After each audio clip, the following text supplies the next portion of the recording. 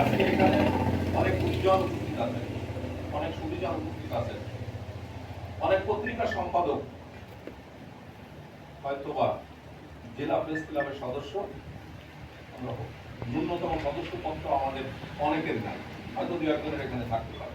আমি আবারও বলি, আমি কাউকে আঘাত করার জন্য বলতেছি না, আমি কাউকে প্রতিপক্ষ ভেবে এখানে কারোর অন্তরায় সৃষ্টি করার জন্য আমরা এটা তৈরি করি নাই, গঠিত করতেছি না বা যাচ্ছি না। আমাদের সেই মহামানব ভারতের কাঙ্গাল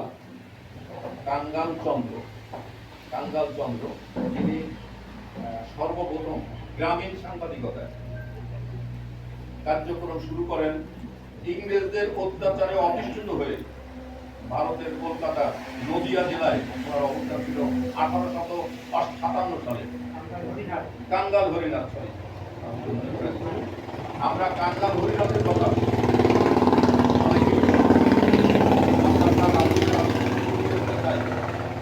আমরা উনি নিজে ইংরেজদের অত্যাচারে অতিষ্ঠিত হয়ে তার প্রতিবাদ স্বরূপ উনি নিজে বাড়িতে একটা প্রেস বসিয়ে উনি গ্রামীণ সাংবাদিকতা প্রবক্তা গ্রামীণ সাংবাদিকতা শুরু করে।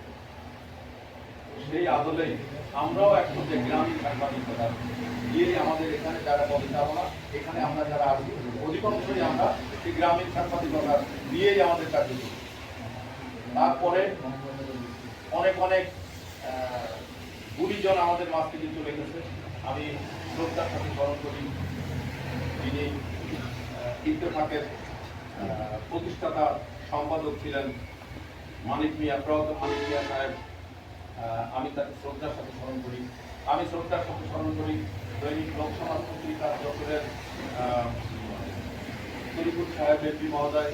আমি শ্রদ্ধার সাথে স্মরণ করি যশোরের শামসুর রহমান, নানা পত্রিকার শামসুর রহমান সাহেব আমাদের মাঝে থেকে চলে যাওয়ানো হয়েছে।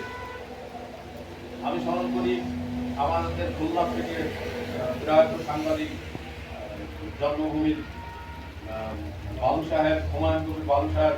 আমি স্মরণ করি আমার সম্পাদক, আমার গুরুজন, আমার অভিভাবক দৈনিক অঞ্চলের আল্লাহ লিয়াকত সাহেব।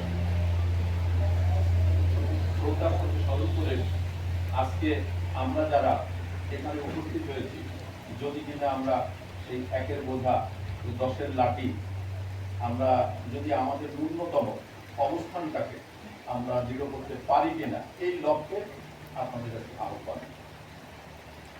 আমরা আপনাদের অনেকের কাছ থেকে এই সংগঠনকে ডেভেলপ করার জন্য সুনির্দিষ্ট মতামত, সুনির্দিষ্ট আলোচনার প্রেক্ষাপটে এবং আমাদের একটা কেন্দ্রীয় কমিটি দাঁড় করানো হচ্ছে খুলনা বিভাগীয় প্রেস ক্লাবে। সেখানে মেহেরপুর, চুয়াডাঙ্গা, কুষ্টিয়া, মাগুরা, নড়াইল, ঝিনেদা, এরকম সকল জেলার 10টি জেলার সাংবাদিকদের নিয়ে সেখানে প্রাথমিকভাবে একটা কমিটি দাঁড় করানো হয়েছে।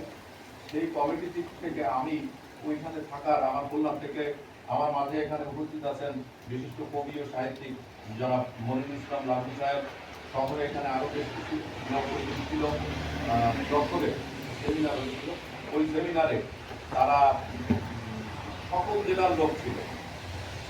এখানে বাইকরমে আমি সহ আমাদের খুলনা থেকে কিছু লোক উপস্থিত ছিলাম। একটা কারণে, যেটা না বললে যে কেমন হলো, কিভাবে হলো, এখানে একটা বাংলাদেশ প্রেস ক্লাব বলে আপনারা মনে হয় ইতিপূর্বে নাম শুনছেন। এটা বাংলাদেশ প্রেস ক্লাব একটা সংগঠন ছিল।